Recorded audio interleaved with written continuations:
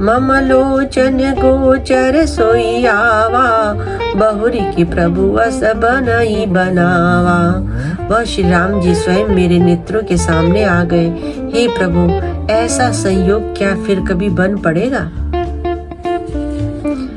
सो नयन गोचर जासु गुण नित नेति कह श्रुति गावही, जिति पवन मन को निरस करी मुनि ध्यान कबहु कपावही। मोहि जानि अति अभिमान बस प्रभु कहे राखो शरीर ही, अस कवन सट हटि काटि सुरतर बारी करही बबूरही।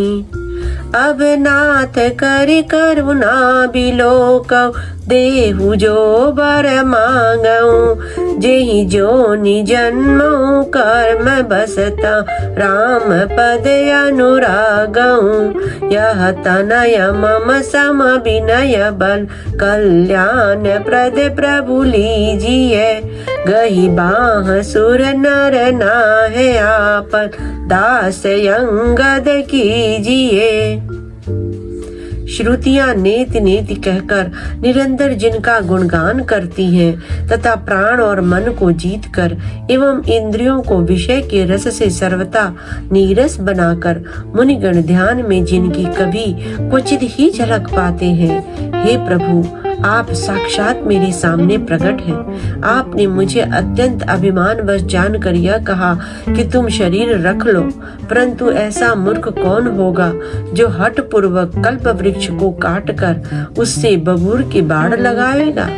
अर्थात पूर्ण काम बना देने वाले आपको छोड़कर आपसे इस नश्वर शरीर की रक्षा चाहेगा। अब हे नाथ, अब मुझ पर दया दृष्टि कीजिए और मैं जो वर मांगता हूँ उसे दीजिए। मैं कर्मवश जिस योनि में जन्म लूं, वहीं श्री राम जी आपके चरणों में प्रेम करूं।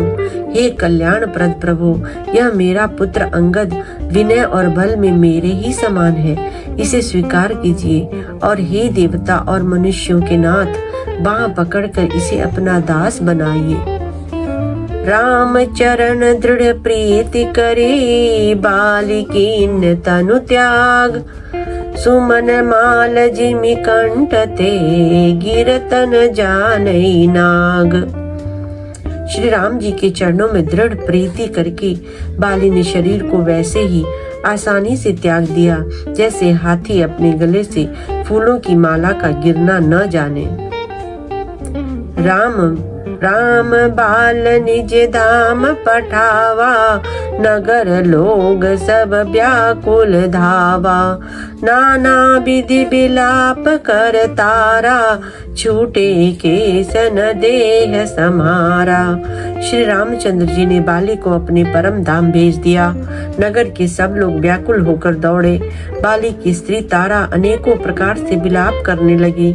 उसके बाल बिखरे हुए हैं और देह की संभाल नहीं है। तारा विकल देखी रघुराया, दीन ज्ञान हरि लीनी माया। क्षितिजल पावक गगन समीरा, पंचर चित अति अधम शरीरा। तारा को व्याकुल देखकर श्री रामचंद्र जी ने उसे ज्ञान दिया और उसकी माया अज्ञान हर ली। उन्होंने कहा, पृथ्वी जल अग्नि आकाश और वायु। पृथ्वी जल अग्नि आकाश और वायु, इन 5 तत्वों से यह अत्यंत अधम शरीर रचा गया है। प्रगट सुतनु तव आगे सोवा, जीव नित्य एक ही लगी तुम रोवा। उपजा ज्ञान चरण तब लागी, लीने सी परम भगति बर मांगी। वह शरीर तो प्रत्यक्ष तुम्हारे सामने सोया हुआ है और जीव नित्य है, फिर तुम किसके लिए रो रही हो? जब ज्ञान उत्पन्न हो गया तब वह भगवान के चरणों में लगी और उसने परम भक्ति का वर मांग लिया। उमा दारु जोशित की नाई, सबहि न चावत राम गोसाई। तब सुग्रीव ही आय सुदीना, मृतक कर्म विधिवत सब कीना। शिव जी कहते हैं, हे उमा, स्वामी श्री राम जी सबको कठपुतली की तरह नचाते हैं। तदंतर श्री राम जी ने सुग्रीव को आज्ञा दी और सुग्रीव ने विधि पूर्वक बालिका सब मृतक कर्म किया। राम कहा अनुजा ही समुझाई, राज देहु सुग्रीव ही जाई। रघुपति चरण नाई कर माता, चले सकल प्रेरित रघुनाथा। तब श्री रामचंद्र जी ने छोटे भाई लक्ष्मण को समझाकर कहा कि तुम जाकर सुग्रीव को राज्य दे दो। श्री रघुनाथ जी की प्रेरणा आज्ञा से सब लोग श्री रघुनाथ जी के चरणों में मस्तक नवाकर चले। लक्ष्मण तुरंत बुलाए पुरजन विप्र समाज, राजु दीन सुग्रीव कहाँ, अंगद कहाँ जुबराज। लक्ष्मण जी ने तुरंत ही सब नगर निवासियों को और ब्राह्मणों के समाज को बुला लिया और उनके सामने सुग्रीव को राज्य और अंगद को युवराज का पद दिया। उमा राम समहित जग माही, गुरु पिति मातु बंधु प्रभु नाही। सुर नर मुनि सब के यह रीति, स्वार्थ लागी करहि सब प्रीति। हे पार्वती, जगत में श्री राम जी के समान हित करने वाला गुरु पिता माता बंधु और स्वामी कोई नहीं है। देवता मनुष्य और मुनि सबकी यही रीति है कि स्वार्थ के लिए ही सब प्रीति करते हैं।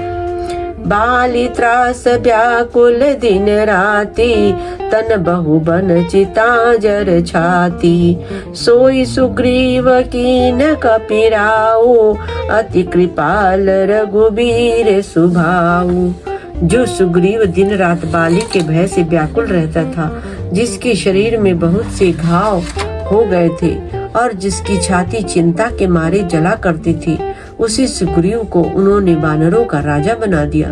श्री रामचंद्र जी का स्वभाव अत्यंत ही कृपालु है। कथा विसर्जन होत है, सुनो वीर हनुमान। जो जन जहाँ से आया हो, विदा हो हर्षा। सियापति रामचंद्र की जय, पवन सुत हनुमान की जय। उमापति महादेव की जय, बोलो भाई सब संतन की।